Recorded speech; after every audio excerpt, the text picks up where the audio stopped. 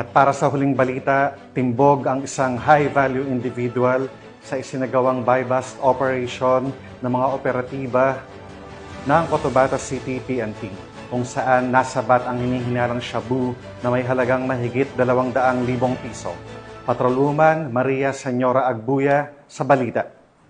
Ang isang high-value individual na si alias Magid, 28, payong-payong driver at presidente ng Rosario Heights 10 matapos ang buy-bust operation ng Cotabato City PNP nito lamang ika-29 ng Hulyo taong kasalukuyan. Nasamsam sa operasyon ang 35 gramo ng hinihinalang shabu na nagkakahalaga ng 238,000, buy-bust money at iba pang non-drug paraphernalias. Nasa kustodiya na ng pulisya ang sospek at haharap sa kasong paglabag sa Republic Act 9165 o Comprehensive Dangerous Drugs Act of 2002.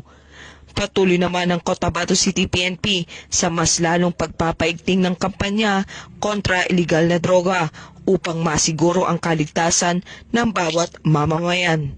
Mula rito sa rehiyon ng Bangsamoro, ako ang inyong Police News Network Correspondent, Patrolwoman Maria Senyora Agbuya, alagad ng batas, tagataguyod ng Balitang Pulis.